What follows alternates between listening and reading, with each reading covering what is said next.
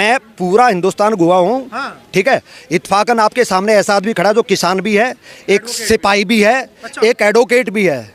मैं पहले किसान पैदा हुआ हूँ, एयरफोर्स के अंदर 17 साल नौकरी की है। अच्छा। उसके बाद पिछले 23 साल से वकील हूँ और सुप्रीम कोर्ट का हूँ। वो भी आपके सामने वो आदमी खड़ा हुआ है, को कागजी नहीं है। तो मैं पूरा इत्फाकन मैं एयरफोर्स में होने ना पूरा हिंदुस्तान का चप्पा चापा, मणिपुर, मेघालय, जो ये चाइना अक्साई जो ये कहते हैं कब्जा कर लिया, वहाँ से लेकर यहाँ तक का पूरा मैप खींच सकता हूँ मैं। अब इसमें ये ट्रैक्टर जो चल रहे हैं, ये जो ट्रैक्टर की रैली देखो, सबके मोबाइल के अंदर दुनिया भर की सोशल मीडिया पर आई हुई होंगी। उसमें से एक ट्रैक्टर भी दिखा दो जो 10 साल पुराना हो। सब के सब ब्रांड न्यू ट्रैक्टर हैं। कहाँ से, अगर किसान गरीब है तो ट्रैक्टर कहाँ से आ गया? और वो कहते हैं वो 1 लाख ट्रैक्टर खड़े हुए हैं। वो ट्रैक्टर जो है अरुण के ऊपर भाई साहब 2-2, 3-3 लाख के तो म्यूजिक सिस्टम लगा रखे। कोई भी मेरा ट्रैक्टर ऐसा नहीं जिसको म्यूजिक सिस्टम नहीं लगा हुआ हो।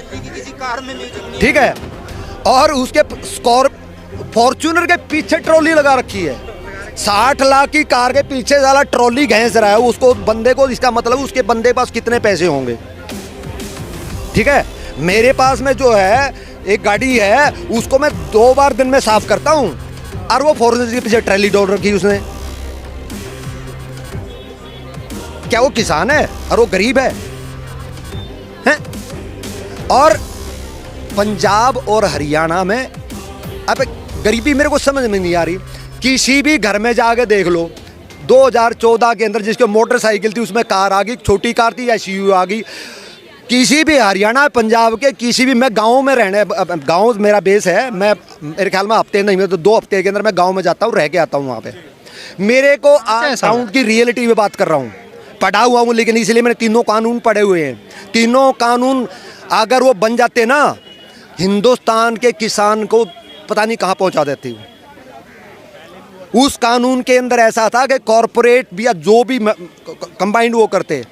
आज के दिन मेरे पड़ोसी ने गेहूं बो दिया, मेरे पड़ोसी ने सरसों बो दी, उसका इतना बढ़िया फसल होगी, अगले दिन मैंने भी बोल दिया।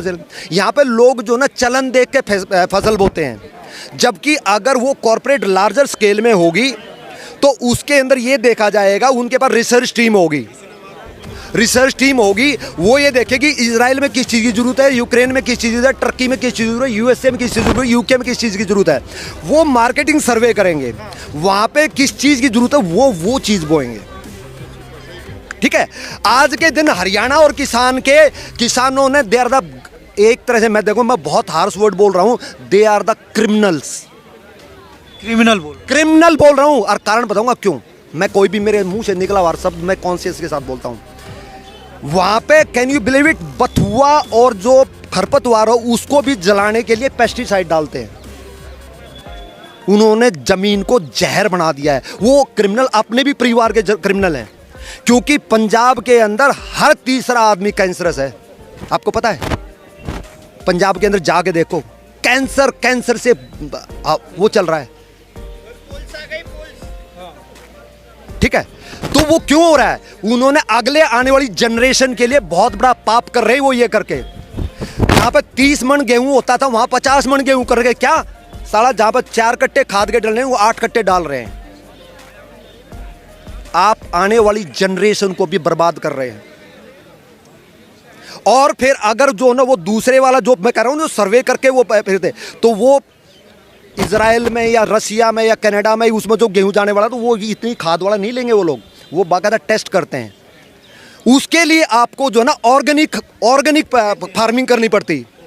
ठीक है, उससे आपकी आने वाली जनरेशन्स के लिए और आपके लिए जमीन के लिए बहुत ही हेल्दी होता। वो इतनी कमाल की चीज थी जिसके लिए किसानों ने बहुत बड़ा, किसान जो भी एजिटेटर थे उन्होंने बहुत बड़ा पाप किया है। उन 3 कानूनों को वापस करवा गए। ये मेरे लिए पर्सनल दुख की बात है, पीड़ा की बात है।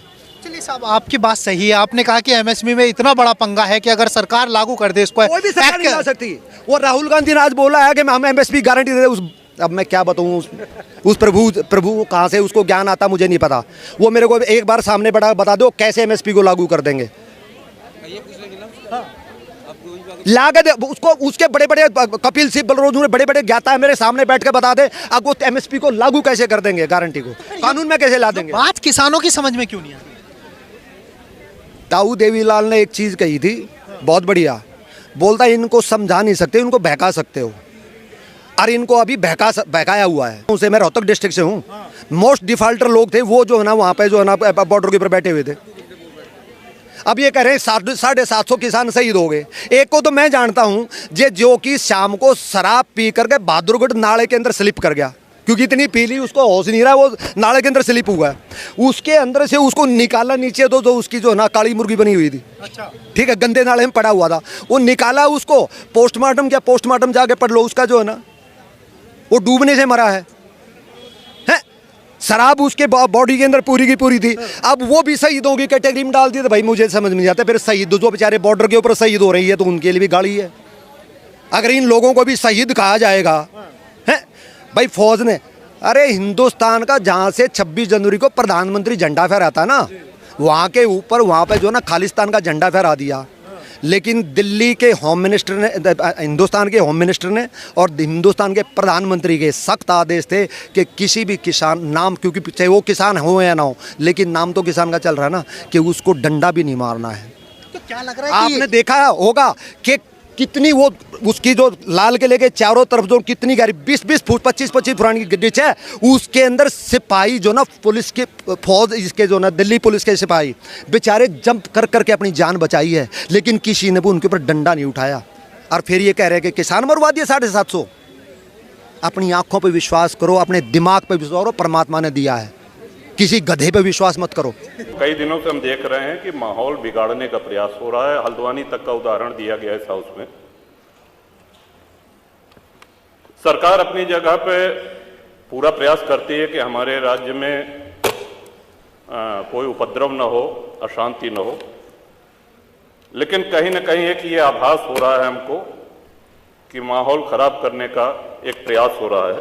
हमने उतार लिया काशी नगरी जो भगवान शिव के त्रिशूल पे टिकी हुई है, जा सुनाम बल शंकर काशी, देत सबहि संगति अविनाशी, और भगवान श्री कृष्ण की जन्मभूमि। श्रीमान स्पष्ट है, ये दीवाल के ऊपर शिखर तोड़ करके गुंबद बना देने से ये गंगा जमुनी तहजीब नहीं होती। वो हमारा आक्रांताओं द्वारा तोड़ा गया है। और एक और भ्रम फैलाया जा रहा है, जो व्यास जी के गुफा में जो पूजा हो रही है, वो पूजा अनवरत सैकड़ों वर्ष से चलती आ रही है। ये बात बाहर जानी चाहिए श्रीमन।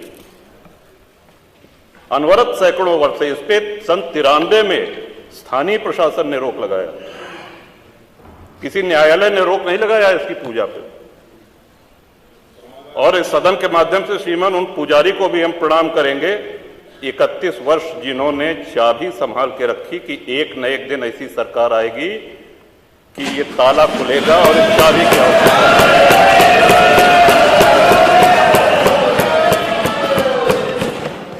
अल्लामा इकबाल, फिर वही होता है कि आधा अधूरा बोल दिए जो है पूरा बोलना चाहिए।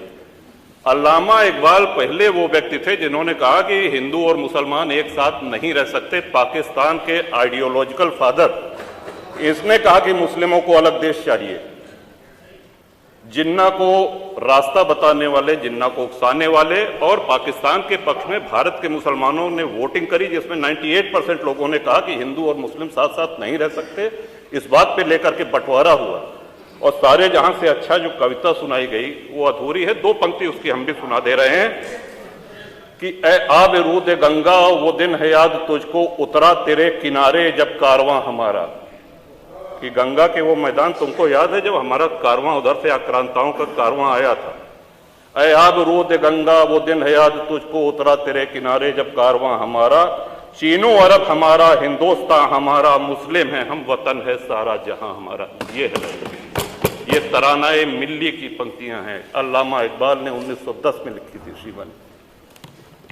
हम ही क्या धर्मार्थ दहते रहेंगे, सभी कुछ हो मौन सहते रहेंगे, कि धर्म को देंगे बल अन्य जन भी, तजेंगे क्रूरता छल अन्य जन भी।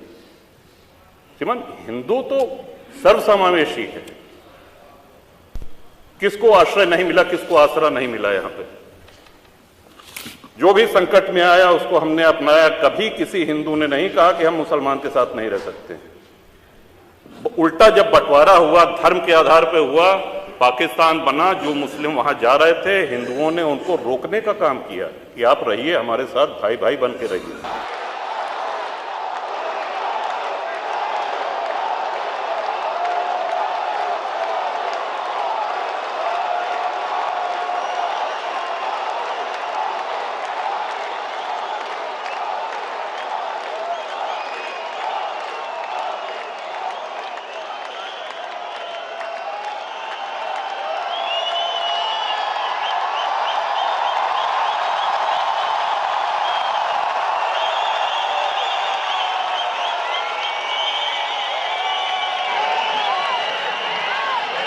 नमस्कार।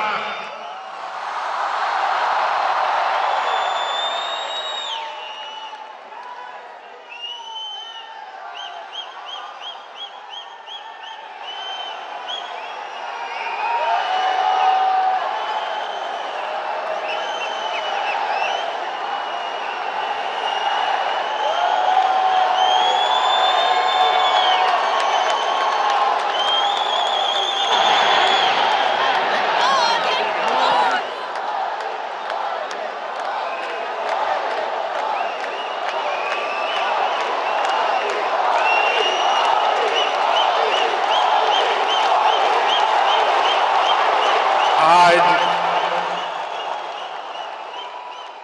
अबू धाबी में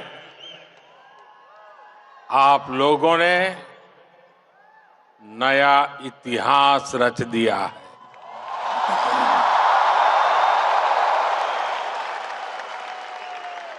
आप लोग यूएई के कोने कोने से आए हैं और भारत के भी अलग अलग राज्यों से आए हैं,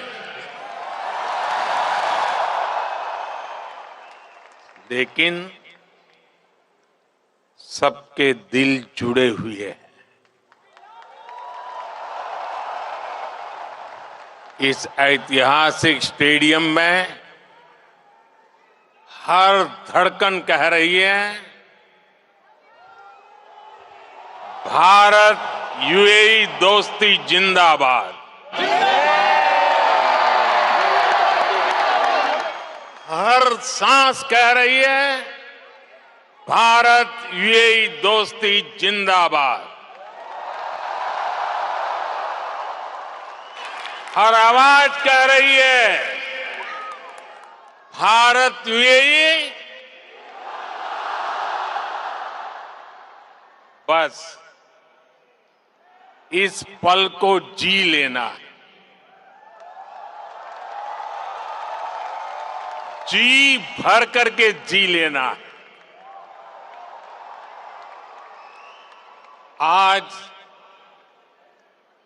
वो यादें बटोर लेनी है जो जीवन भर आपके साथ रहने वाली।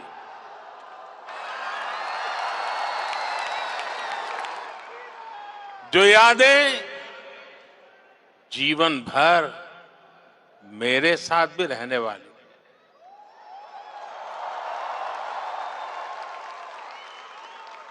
मेरे भाई और बहनों, मैं आज अपने परिवार के सदस्यों से मिलने आया हूं।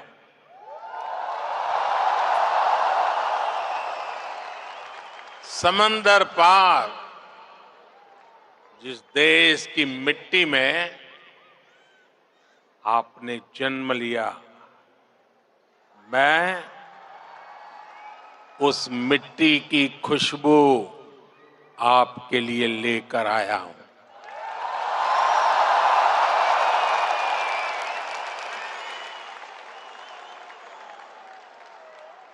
मैं संदेश लेकर आया हूं आपके 140 करोड़ भारतीय भाई बहनों का, और ये संदेश है कि भारत को आप पर गर्व है।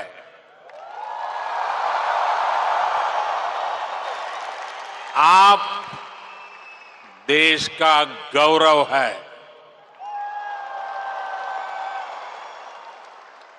Bharat is proud of you.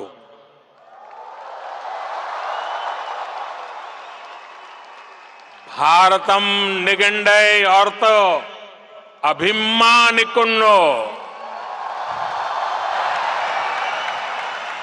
उंगलई पार्तो भारतम पेरू मई पड़गिरदो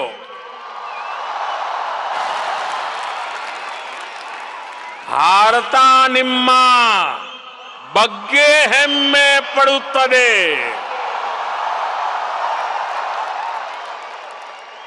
मी पै भारत देशम गर्विस्तोंदी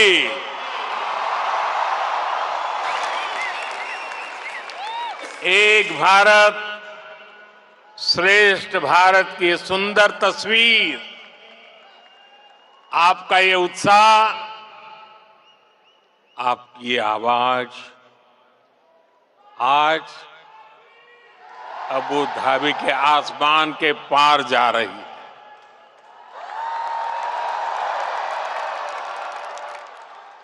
मेरे लिए इतना स्नेह, इतना आशीर्वाद, ये अभिभूत करने वाला है।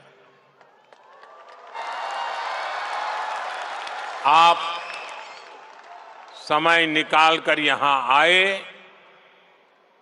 मैं आपका बहुत बहुत आभारी हूं।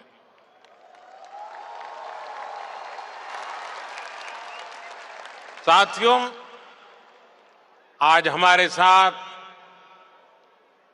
Minister of tolerance his excellency Sheikh Nahyan भी मौजूद है। देश दुनिया की खबरों के लिए बने रहे हमारे साथ, देखते रहिए न्यायिक नायक न्यूज। अगर आपको वीडियो पसंद आया तो वीडियो